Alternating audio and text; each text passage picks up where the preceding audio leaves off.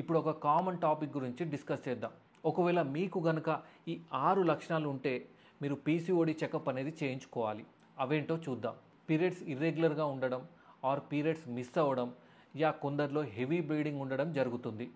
Next ఏంటంటే బరువు పెరగడం, మెయిన్గా ఈ పొట్ట ఏరియాలో ఫ్యాట్ అనేది ఎక్కువగా ఫామ్ అవుతుంది. ఫేస్ మీద ఎక్కువగా పింపుల్స్ రావడం ఆర్ స్కిన్ ఎక్కువగా ఆయిలీ ఉండడం జరుగుతుంది. అయితే పీసీఓడి ఉన్న వాళ్ళలో ఫేస్ మీద అండ్ బాడీ మీద ఎక్కువ హెయిర్ వస్తుంది. దానికి రీజన్ ఏంటో తెలుసా? ఆండ్రోజన్స్. ఈ ఆండ్రోజన్ అనే హార్మోన్ ఎక్కువగా ఉండటం వల్ల. నార్మల్గా అయితే ఇది మగవాళ్ళల్లో ఎక్కువగా ఉంటుంది. దానివల్ల వాళ్ళకు గడ్డం ఎక్కువగా రావడం అండ్ బాడీ హెయిర్ ఎక్కువగా ఉండడం జరుగుతుంది.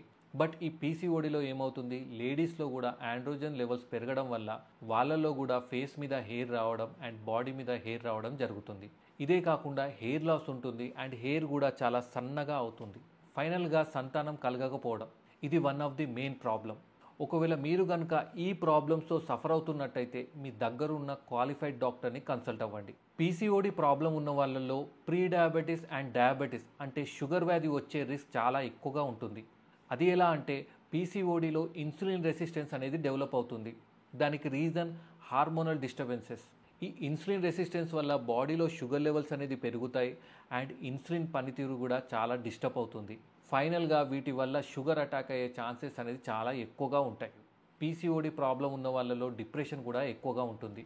ఎందుకంటే బరువు ఎక్కువగా ఉండటం వల్ల అండ్ అన్వాంటెడ్ హెయిర్ ఎక్కువగా ఉండడం వల్ల, మెయిన్గా సంతానం కలగకపోవడం వల్ల అండ్ ఫ్యామిలీ స్ట్రెస్ వల్ల, వీటి అన్నిటి వల్ల డిప్రెషన్ కూడా చాలా ఎక్కువగా ఉంటుంది.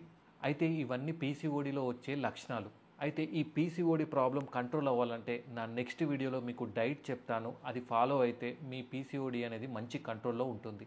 సో గైస్, ఏమైనా డౌట్స్ ఉన్నా కింద కామెంట్ చేయండి. నా వీడియో కనుక నచ్చినట్టయితే లైక్, షేర్, సబ్స్క్రైబ్ చేయండి. Thank you.